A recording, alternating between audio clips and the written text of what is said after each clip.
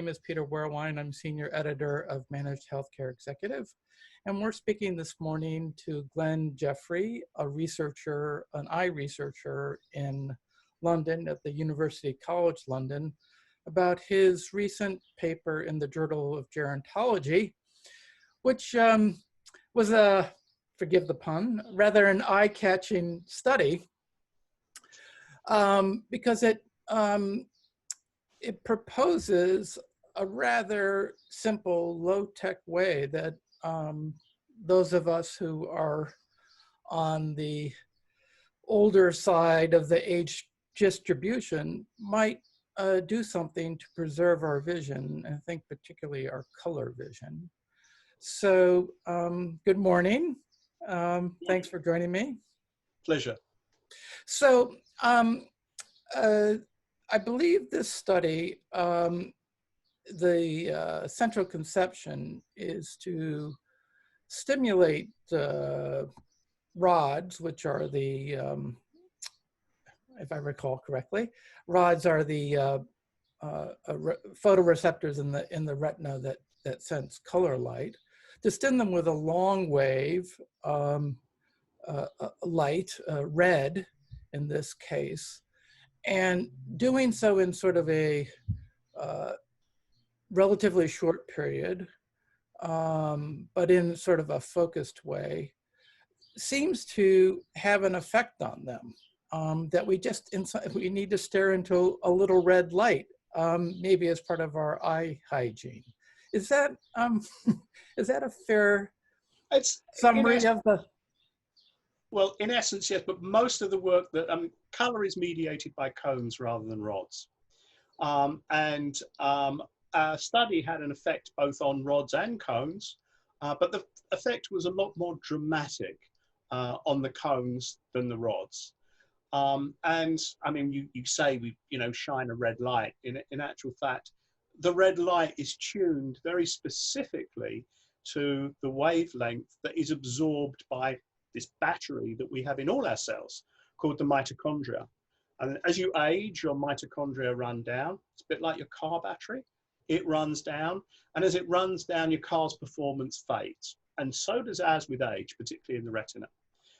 If we expose them to this specific wavelength, they absorb the wavelength. It improves the charge on the battery because these little mitochondria actually have got charges. It improves the charge and the performance of the system improves. And we've done this originally on flies, done it on mice, actually even done it on bumblebees. So the translation to the human had a very high probability of working. And yeah, it worked. And we particularly got improvements in color contrast, your ability to tell a colored letter that's slightly blurred on a difficult background. That's where we got a lot of improvement.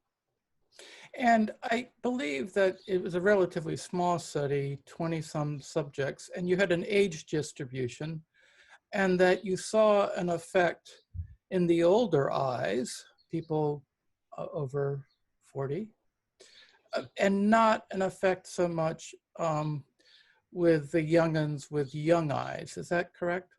Yes, that's correct. And we found exactly the same in flies and mice. The thing is that the people under the age of 40, the batteries in their cells were running absolutely fine. They didn't need charging.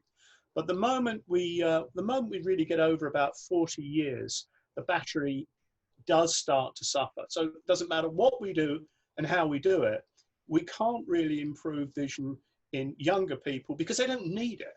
They just don't need it. It's like changing your battery in a new car. That there simply isn't any point. But when it starts to get run down over 40, that is where you start to get quite dramatic effects. And the light that these people looked at, was it like a flashlight, an old-fashioned flashlight, or was it more of a pinpoint? And how long did the experiment had them looking at the light for how long each day? Okay, so the idea is we gave it to them for 3 minutes for a couple of weeks.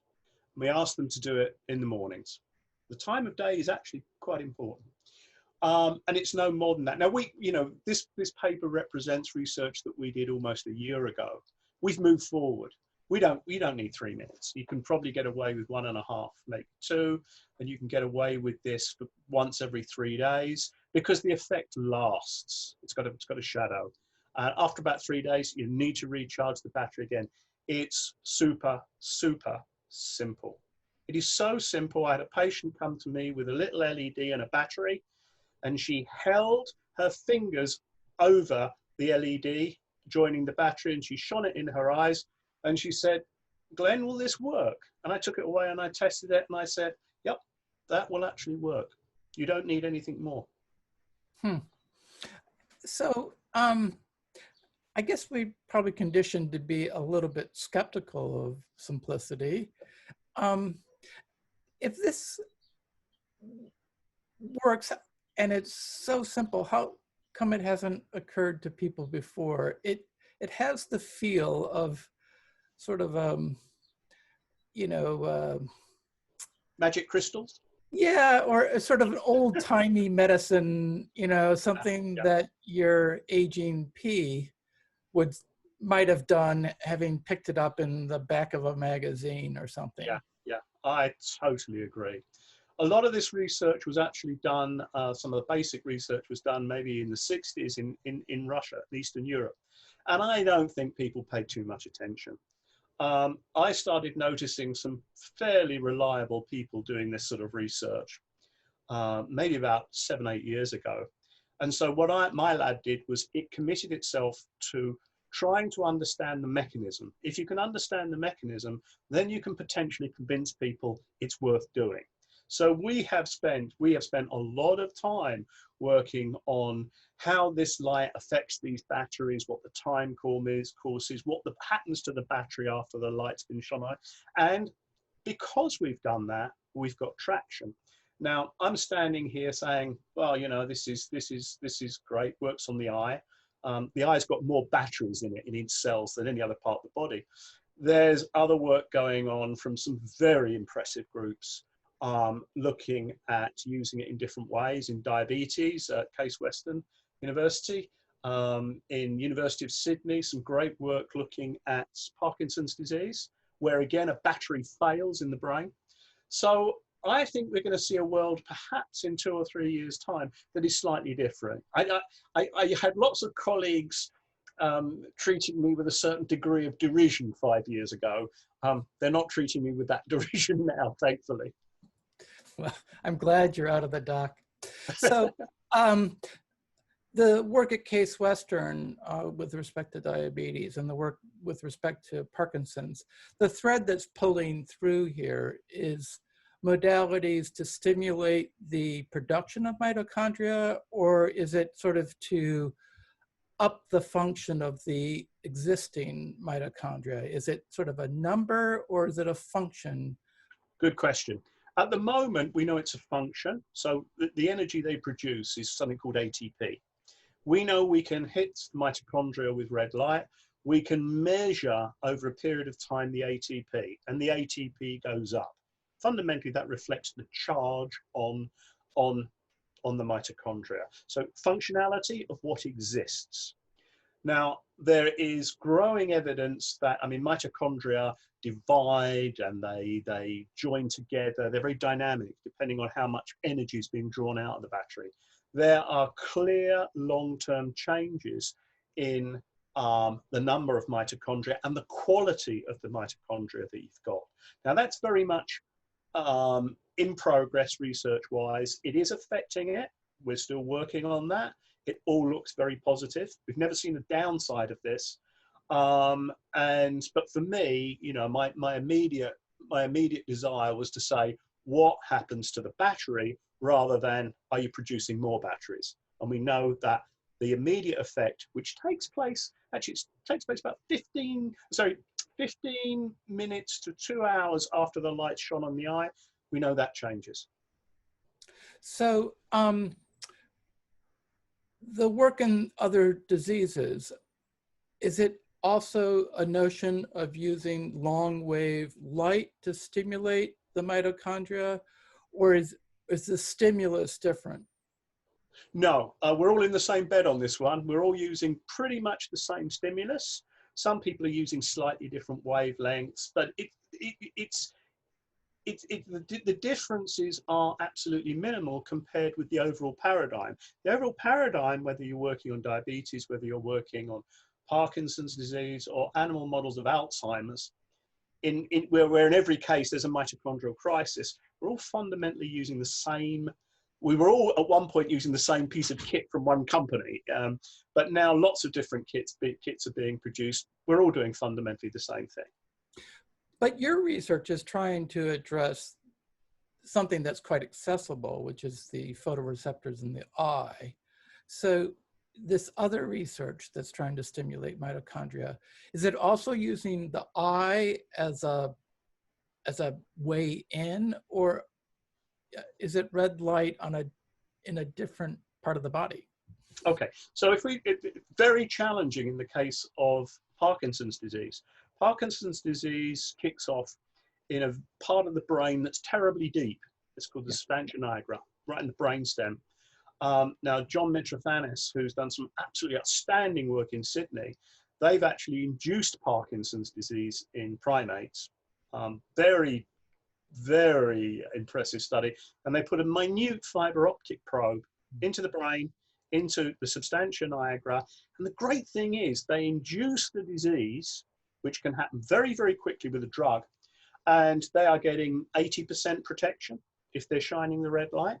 Now, if you've got a disease in this model which is established, been there for a while, again, putting a fiber optic probe in and giving a burst of light can have a very significant impact. Now, the question is, can we get the light in another way?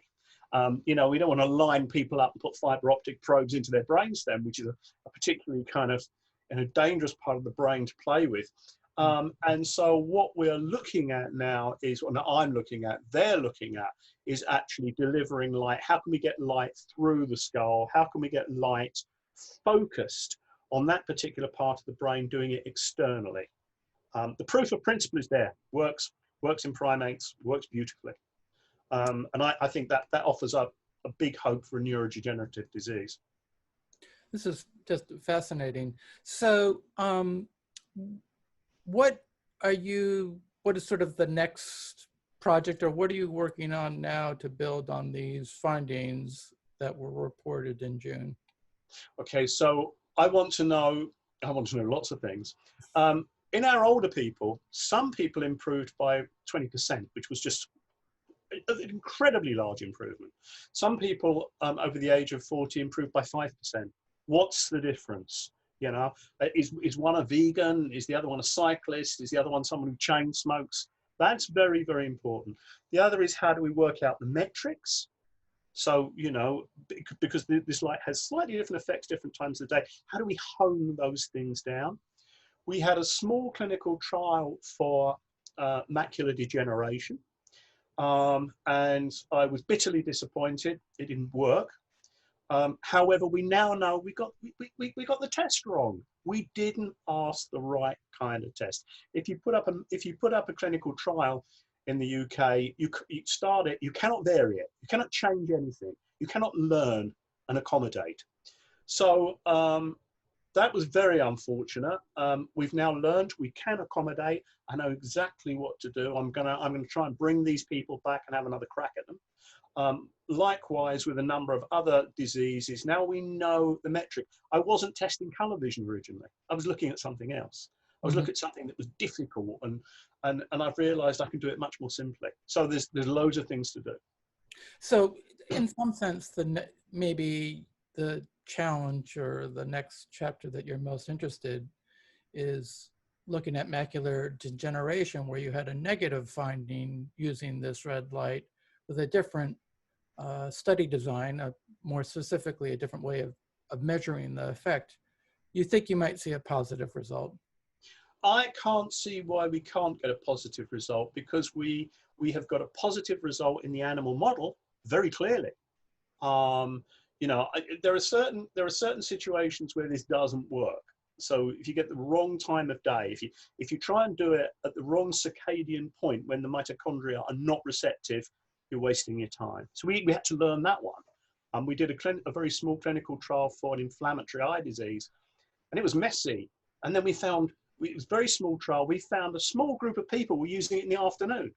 We took them out and suddenly we got statistical significance. Right. So how you ask your question is terribly important and will determine whether you get the right result or not. So with all these sort of problems and timing and so on, it does seem that despite the intuitive appeal of this, and it's, you know, there's a clickbaity aspect to this study, that we are not ready to turn this into any sort of clinical intervention or public health measure. I mean, I presume that you would stop short of saying that start looking at red light in the morning, Um, or are you looking at a red light in the morning? you know, I come from a school of thought where I don't recommend anything unless I've done a lot of it myself. Not only done a lot of it, I've dragged my elderly relatives in and done it to them. I think we're in a situation now where we know enough about the mechanism that we can say this is having an effect on aging, and we cannot find a negative effect.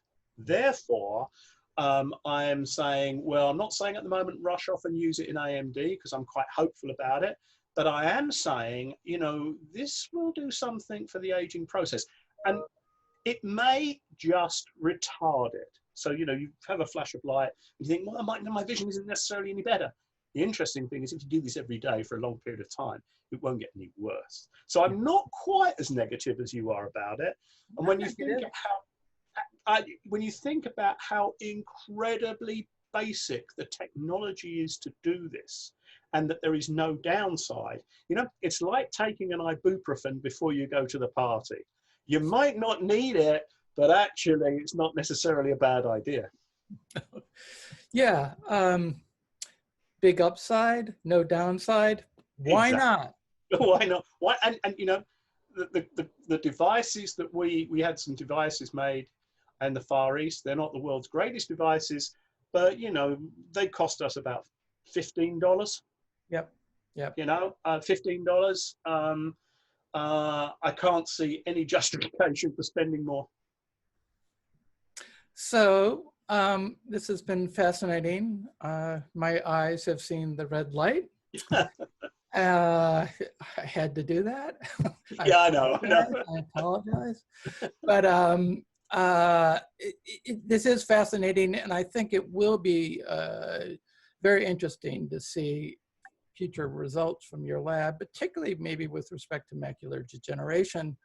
And in an era where we're tend to be attracted to high tech and very expensive drugs for all sorts of reasons, it's kind of refreshing to see that maybe a $15 device could do something to, at the very least, retard the aging process in the eye, which, as you've noted, it is particularly potent given the way the mitochondria behave in the eye. And we all want to hang on to our senses in our older age, and I think particularly our eyesight. So I'm really excited and wish you well, and I'll be keeping an eye on it. I'm not going to say it. So I got in for you.